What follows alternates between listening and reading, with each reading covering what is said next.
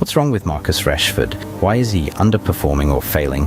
And why, after 10 years as a first-team player, Manchester United is looking to sell him in the January window? For what we know, at least 4 different managers tried to get the best out of Marcus Rashford and failed. Looking a cow in the ass. What? You what? Then Get a cow in the ass. a cow in the ass. I guess this is the question we are all looking for, one that has left us United fans baffled. Is it the system? Was just I want to improve my players, and sometimes you see and you understand that for so long we try, for example with Rush, we try a thing with Rush, it doesn't work. Let's continue to do the same thing or try something different. So it's simple as that. If they train well with the talent they have, we will be so much better with them. So why has the Manchester United-born star boy, once celebrated for his talent and being a product of the United Academy, seen such a significant dip in his performance recently? Is it perhaps the club's fault in giving him too much status and power? Or is it simply complacency? I mean, he signed a new deal on the back end of last season, scoring 30 goals, looking like he was ready to set the world on fire. The club gave him a new contract that enabled him to cash in £300,000 per week. Score more goals. Marcus scored 32 seasons ago, which was his career best, and he's slid since then. He's not even in the England setup. Can you see something in him that you can get him back to those levels? Yeah, I will try to help him. That position is not the best one for him, especially in the game like that. We have to kick with high pressure. We have to kick the ball so many times, and he was like fighting with 2 giants. So we'll try to find the right solution for him as for the other players. But you understand that for so long we try, for example with Rush, we try a thing with Rush, it doesn't work. Perhaps this is the problem, or these are valid fan questions, a mystery that's been heavily debated, causing split opinions and arguments among many Manchester United supporters throughout this season. Please be aware that we are not slagging the player in any way. We evaluate the player's performance on the pitch as a Manchester United player and take into consideration any off-pitch issues that may have occurred. It has to be Marcus, first of all, to try to return to that moment. And then you will have the help of all the staff with all the club and all the fans, because he's a Manchester United boy, but he has to be the first one to really want it. You understand that for so long we try, for example with Rush, we try a thing with Rush, it doesn't work. Welcome to MUFC Realist TV and our analysis of what seems to be a conundrum in the world of Marcus Rashford's football at Manchester United. Let us remind you to subscribe to our channel, smash the like button, and leave a comment after this video in the comment section. With 10 years at Manchester United, frustration is starting to build up amongst fans and managers. Many managers, including Ruben Amorim, had tried so many things to motivate Marcus Rashford to do something to justify the $350k a week that he receives. He tried him in the new 3-4-3 system, tried to play him as a number 10, as a number 9, but it doesn't work. And the breaking point was the derby, when Ruben Amorim decided to leave Marcus Rashford and Alejandro Garnacho out of the squad. Why? Ruben, you made a very bold call leaving Marcus and Alejandro out the squad altogether. Could I ask why that was? It's important to say why. It was not a disciplinary thing. Next week, next game, new life. They are fighting for the places, but for me it's important the performance in training, the performance in game, the way you dress, the way you eat, the way you engage with the teammates, the way you push your teammates. Everything is important in our context in the beginning of Sunday, when we want to change a lot of things, when people in our club are losing their jobs. We have to put the standards really high, and for that they have to fight for the place in the team. And today the team proved that we can leave anyone outside the squad. You can manage to win if we play together. And this, Manchester United fans, is kind of the answer. The devil's in the details. Ruben Amorim has come in to replace Erik ten Hag and the new regime under Ineos. In the past, we had the old regime under the Glazers run by Ed Woodward and company. They were giving up silly wages and silly money to Marcus Rashford, allowing player power to exist in the dressing room. This is Ruben Amorim telling there is no more player power and nobody is bigger than the club, including Marcus Rashford. But there is also one underlying issue, more history piling up to why Marcus Rashford is up for sale and potentially was left out for the Manchester City derby game. You understand that for so long we try, for example with Rush, we try a thing with Rush. The once unstoppable forward, who played a key role in ending Manchester United's trophy drought, has seen his performance drop sharply. Concerns have been raised over Rashford's off-field behaviour, with many questioning his commitment to the game and to the club. In early February 2024, Rashford was noticeably absent from Manchester United's squad for an FA Cup match against Newport County. The reason? Illness. But eyebrows were raised when the forward was spotted partying in Belfast, Northern Ireland, around the same time. A waitress who was a key witness in this incident came forward and told the news that Rashford went on a 12-hour tequila drinking spree while in Belfast and had to be put to bed after passing out at 3 a.m. She claims the England international invited her on his night out at Thompson's Garage Club after she served him lunch. The waitress told the newspapers that she joined Rashford and his entourage on Thursday night after the United striker allegedly asked her where they could go that would stay open later than 3 a.m. That made it clear to me that he had already made his mind up that he wasn't going to training on Friday. He had no plans to go home that night, she claimed. The report adds that Rashford flew home to Manchester via private jet at 7 a.m. on Friday morning, before reporting ill for training. This incident sparked an uproar amongst fans, seeking disciplinary action and an explanation.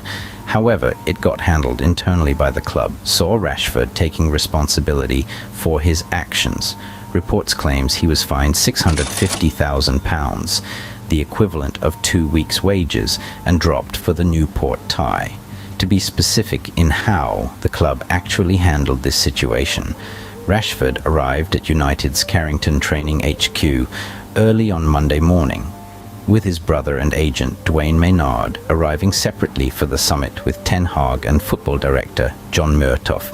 Rashford missed training on both that Friday and Saturday and therefore did not travel with the rest of the squad to Newport. On Sunday, he is said to have recovered and reported himself available to play and willing to travel to South Wales, only to be instructed by Ten Hag to stay at Carrington and train.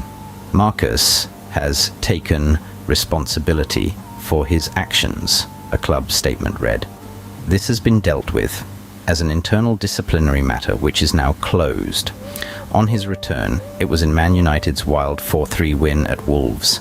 After a disciplinary issue, he repaid the faith of his manager by giving United the lead against Wolves with a curling strike into the far corner from the edge of the area in the 5th minute. Rashford was off the field after being substituted for the dramatic finale to the match, which saw Wolves score in the 85th minute through Max Kilman and again in the 5th minute of stoppage time through Pedro Neto to fight back from 3-1 to 3-3. There was still time for Mainu, an 18-year-old defensive midfielder with a bright future, to dance through a number of challenges and curl a brilliant low shot into the far corner from outside the area for his first Premier League goal. In the end, it was Mainu who was the unlikely match winner, with the quality of his finish bolstering his reputation as a potential long-term presence in United's midfield. High-profile former players like Gary Neville and Rio Ferdinand voiced their concerns about Rashford's behaviour, suggesting that it could be affecting his performance on the pitch. Erik ten Hag, Manchester United's manager, dealt with the situation discreetly. Instead of expelling Rashford from the team, like what he did with Cristiano Ronaldo, he underlined that Rashford is needed and that he should continue to focus on developing his football career at Manchester United. The question is, did the club strong-arm Ten Hag here? allowing Rashford to get off way too easy? Or did the board and the Glazers protect its most valuable player PR poster boy asset, allowing player power by undermining the manager? But this incident isn't isolated. Rashford's disciplinary issues are part of a broader trend at Manchester United that raises questions about player conduct and club management. However, despite the incident and the subsequent drop in performance, Rashford is expected to continue playing for Manchester United, unless Ineos and Jim Ratcliffe decides to cash in. Selling him will help raise extra needed funds for the summer transfer window. How come? You see, Rashford is an homegrown talent, so therefore the sale of Rashford is a pure profit on the club's FFP, financial fair play. At this moment of making this video, the intention of Ineos are not clear of what is on stake for Rashford. Fans have their critical opinions on whether Manchester United should sell or keep Rashford, but unfortunately they are not the ones calling the shots. We are not talking about a night of Belfast tequila shots here. This is probably our finding as to why fans gave him the nickname the Belfast Bebe. The focus here should be redirected towards what is best for Rashford's football career. Factors contributing to Rashford's slump include not only his personal issues and disciplinary problems, but also struggles within the team. Criticism has been leveled at Rashford's playing style and attitude, raising questions if he is a limited player who can only play counter-attacking football. You understand that for so long we try, for example with Rush, we try a thing with Rush, it doesn't work. It doesn't work. It doesn't work. It doesn't work. Why doesn't it work? Why? Many questions, so little answers. But there's an underlying fact that Ineos is now in charge. Ineos wants fast results. There was even reports saying that Sir Jim Ratcliffe doesn't want any passengers. And latest reports also saying that Manchester United are willing to listen for offers. This is the latest what's happening. Marcus Rashford has been put up for sale. Manchester United are ready to sell him in January. Ruben Amorim has decided he needs to leave. The feeling at the club is that Rashford's time is up. This is according to Jamie Jackson. But also, it must be also Ruben Amorim's system, which is 3-4-3 system, where Marcus Rashford traditionally played an inverted winger. But in Ruben Amorim's, he doesn't play with wingers, he plays with wingbacks. So he tried him as a number 10, he tried him as a number 9, he said it himself in past interviews. It doesn't work. This high-intensity system demands wingers to track back, but also to conduct high pressing off the ball on the opposition's half. It is perhaps not what Rashford is about, or have the capability nor the passion to do so. You can see it on his body language in many clips, where he is spotted ball watching and jogging, sometimes walking.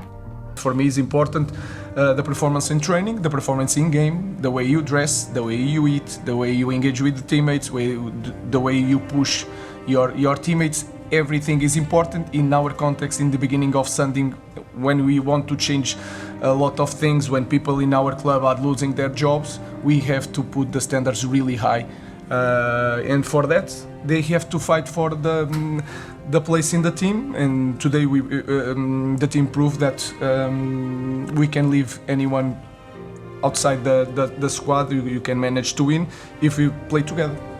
Your predecessor Eric Ten Hag dropped Marcus Rashford after he called in sick for training last season. What concerns do you have about Marcus's lifestyle off the pitch? I'm going to say again, it was not a disciplinary thing. It's the small details, and you can see the games like I see.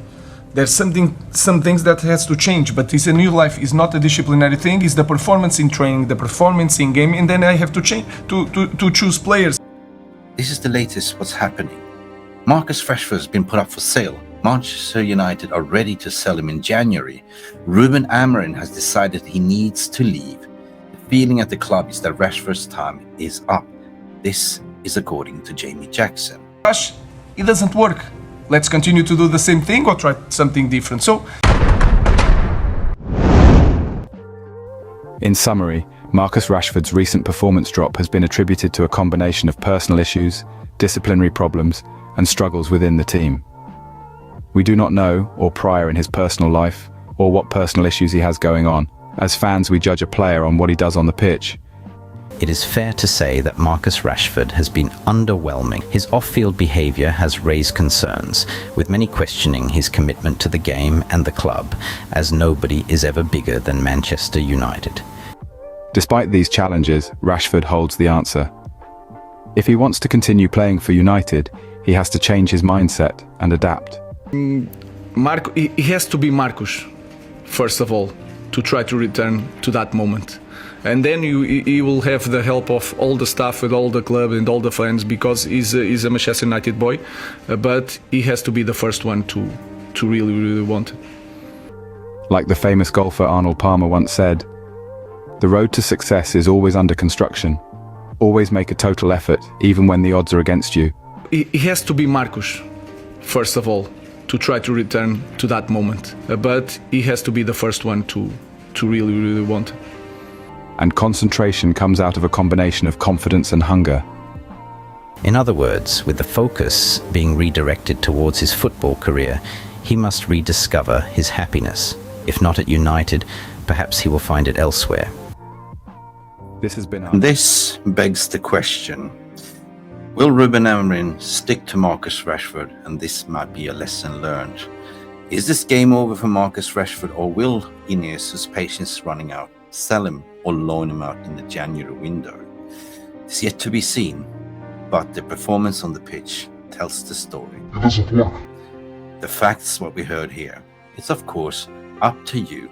So leave your comments in the comments section. What do you think?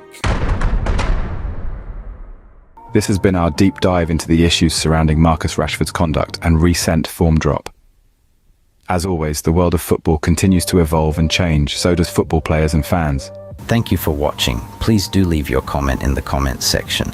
Like and subscribe to our channel and hit that notification bell so that you never miss a video or a live show from us. Until next time, keep the spirit of the game alive. We will continue to bring you the latest developments and news around Manchester United. Thank you so much for stopping by and watching MUFC Realist TV. Don't forget to like and subscribe and follow us on the socials.